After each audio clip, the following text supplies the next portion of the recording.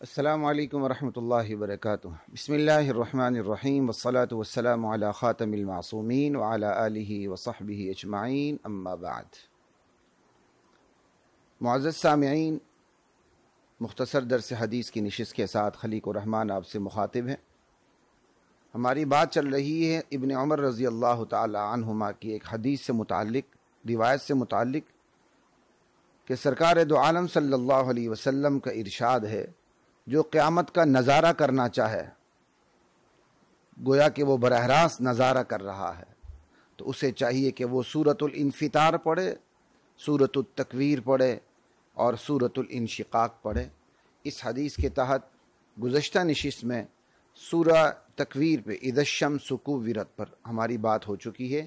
آج اس سلسلے کی جو دوسری سورت ہے، سورۃ الانفطار، اذا السماء انفطرت، اس پہ بات کر لیتے ہیں۔ مختصر ترجمہ، کیونکہ اللہ کے نبی نے فرمایا ہے کہ قیامت کا نظارہ کرو یہ صورتیں پڑھ کے، تو قیامت کا نظارہ کر لیجیے گا۔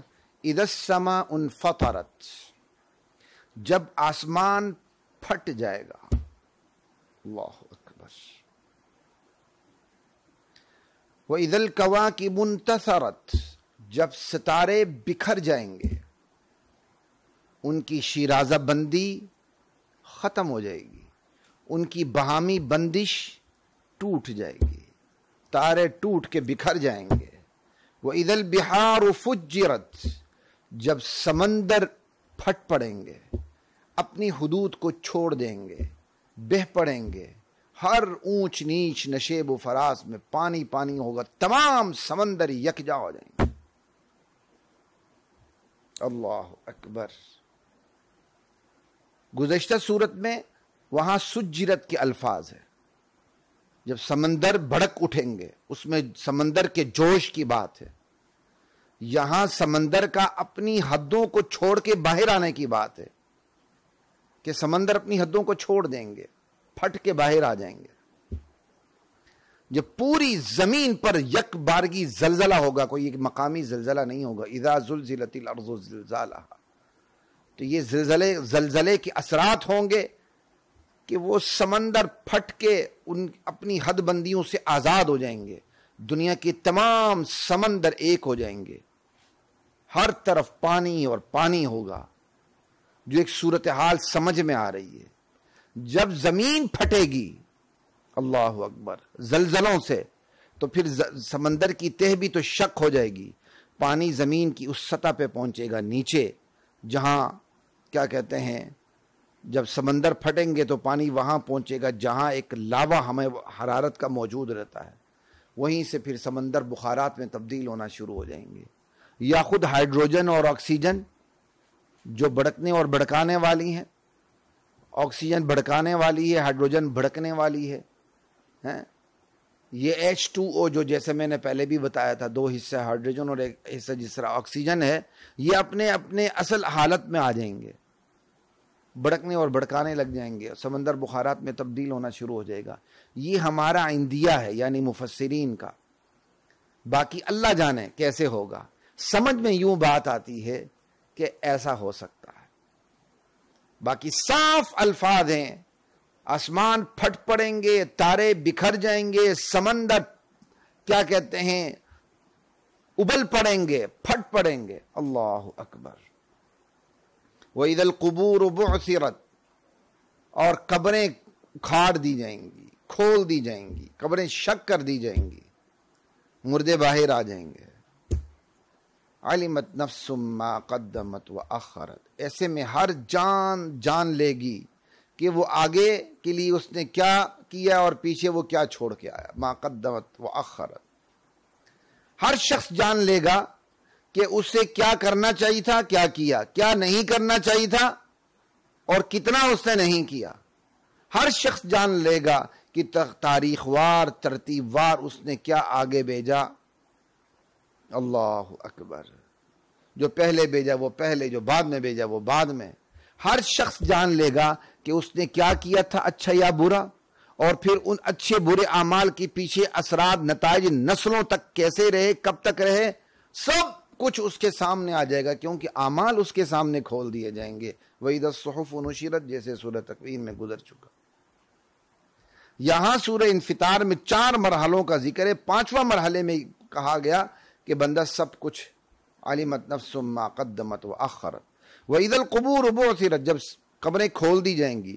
یہ دوسرا جب سور پھونکا جائے گا اس صورت میں. اس سے پہلے کی جو حالات ہیں وہ پہلے سور کے وقت کی باتیں. اذا السماء انفطرت واذا الكواكب انتثرت واذا البحار فجرت. یہ ہے جی قیامت کے مرحلے. ٹھیک. اب آگے اللہ تعالیٰ بندے کو جھنجھوڑ رہے ہیں، اور خصوصاً یہاں بندہ کون سا مراد ہے؟ کافر اور غافل انسان مراد. یا ایھا الانسان، اے غافل انسان، ما غرک بربک الکریم، تجھے تیرے رب کریم کے بارے میں کس چیز نے دھوکے میں، فریب میں ڈال رکھا ہے کہ تو اپنے رب کریم کا انکار کر رہا ہے، یا رب کو مانتا ہی نہیں ہے، یا رب کو مانتا ہے تو شرک کرتا ہے، رب کی قدرتوں کا انکار کرتا ہے، رب کی قدرتوں میں رب ہی کی مخلوق کو شریک ٹھہراتا ہے. تو یہ آخر کس چیز نے رب کریم کے بارے میں دھوکے میں ڈال رکھا ہے؟ تو سمجھتا ہے میں شتر بے مہار ہوں، لیکن ایک دن میں پکڑا جاؤں گا، اللہ ایک عدالت قائم کریں گے. تجھے یقین نہیں آتا آخر تجھے کس چیز نے فریب میں ڈال رکھا ہے. ما غرک بربک الکریم. اور کس ہستی کے بارے میں؟ رب کے بارے میں. رب کے بارے میں تو بندے کو دھوکے میں پڑنا ہی نہیں چاہیے. پھر وہ رب بھی رب کریم، صاحب کرم، صاحب عطا، صاحب رحم. اللہ اکبر. رب کریم کے بارے میں، رب جس نے پرورش کرنی ہے. بچے کا پہلا تعارف ماں سے ہوتا ہے کیونکہ وہ سینے سے لگا کے دودھ پلا رہی ہوتی ہے. اللہ نے اپنا پہلا تعارف بھی رب سے کروایا ہے. الحمدللہ رب العالمین. خدائی تعریفیں مجھے جچتی ہیں. واضح تعارف میں پہلی دلیل ہے کہ میں تمہارا رب ہوں، میں رب العالمین ہوں. تو یہاں بھی کہا تمہیں کس چیز نے دھوکے میں ڈال رکھا ہے؟ اس ہستی کے بارے میں جو رب ہے. رب کے بارے میں تو دھوکے میں پڑنا ہی نہیں چاہیے. یہ تو انسانی عقل کے خلاف ہے، انسانی فطرت کے خلاف ہے. ما غرک بربک الکریم. وہ ہستی جو رب ہے، وہ ہستی جو کریم ہے. دو، وہ ہستی الذی خلقک، جس نے تمہیں پیدا کیا ہے.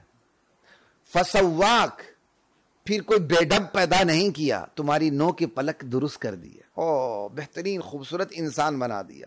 فعدلک، تمہارے اجزاء بھی بڑے متناسب اور متوازن بنائے.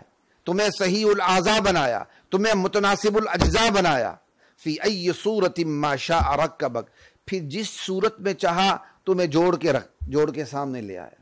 یہ نہیں کہ جس طرح تمہارے اندر کی مادی تقاضوں نے جس ترکیب کو چاہا تم اس طرح بن گئے اور اللہ کا کوئی عمل دخل نہیں. نہیں، اللہ تعالیٰ نے تو تمہیں مادے سے بنایا، لیکن مادے سے بنانے کے بعد شکل بھی اپنی مرضی سے تمہیں دی.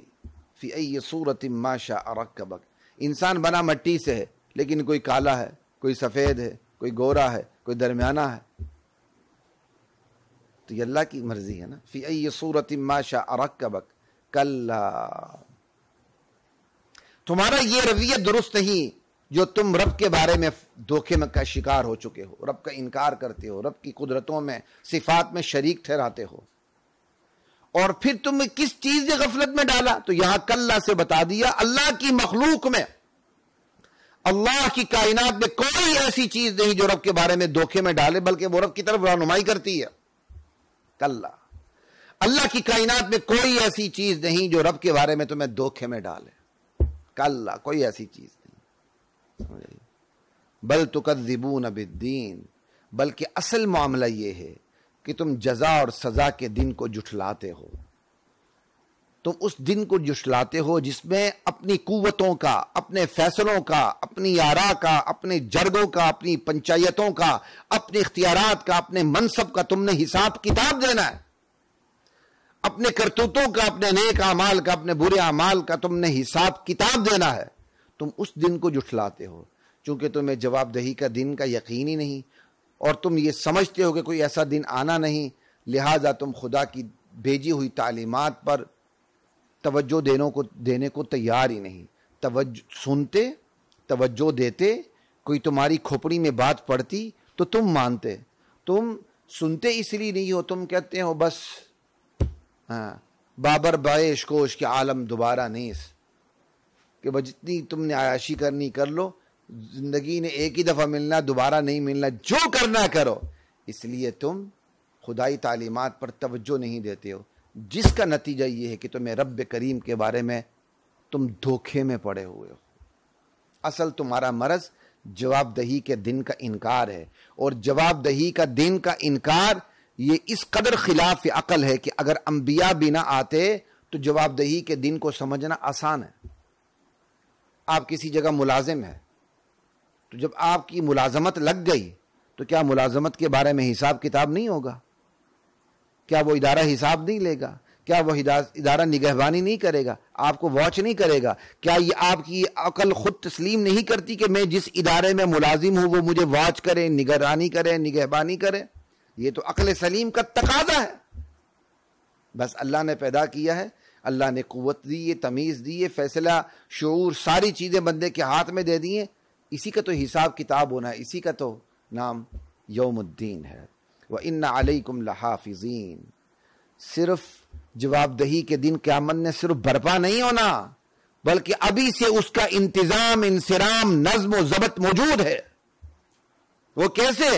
اللہ کہتے ہیں تم پر میرے محافظ مقرر ہیں، کوئی بات ان سے چھپی ہوئی نہیں ہے، کرامن، بڑے معزز ہیں، کاتبین، لکھتے ہیں، تم جو کرتے ہو وہ لکھتے ہیں۔ لا الہ الا اللہ۔ تو محض جزا اور سزا کے دن نے واقع نہیں ہونا، بلکہ ابھی سے اس کا انتظام، انصرام، نظم ضبط موجود ہے۔ تمہاری ہر حرکت کو میرے بٹھائے ہوئے فرشتے دائیں بائیں نوٹ کرتے جا رہے ہیں۔ وہ کرامن کاتبین، بڑے معزز ہیں، یعلمون ما تفعلون، تم جو کچھ کرتے ہو وہ جانتے ہیں۔ میں حیران ہوں، بعض اچھی تفاسیر کے اندر اس آیت کے تحت لکھا ہوا ہے کہ تم جو نیت رکھتے ہو وہ بھی جانتے ہیں۔ انا للہ و انا الیہ راجعون۔ میں سوچ میں پڑ گیا کہیں میں غلط تو نہیں ہوں، خیر میں نے اس طرح تو نہیں سوچا، لیکن بہرحال ہر طرف بندے کو سوچنے کی ضرورت ہوتی ہے۔ پھر شاید اسی کو کاپی کرتے ہوئے ایک اور مفسر صاحب ہیں جو ہر اچھی تفسیر کو کاپی پیسٹ کر کے انہوں نے ایک تفسیر تیار کی، میں نام نہیں لیتا، انہوں نے بھی اسی طرح عنوان لکھ دیا۔ بھائی نیتوں کا حال تو اللہ جانتا ہے۔ وَلَقَدْ خَلَقْنَا الْإِنسَانَ وَنَعْلَمُ مَا تُوَسْوِسُ بِهِ نَفْسُهُ۔ ہم ہی انسان کو پیدا کرنے والے ہیں، اس کے دل میں ابھرنے والے وسوسوں تک کو ہم ہی جانتے ہیں۔ یہ نیتیں فرشتے نہیں جانتے، فرشتوں کا کام ہے دائیں بائیں بیٹھے ہوئے جو آپ کر رہے ہیں وہ لکھتے جا رہے ہیں، بس اندر کا حال یہ فرشتہ نہیں جانتا۔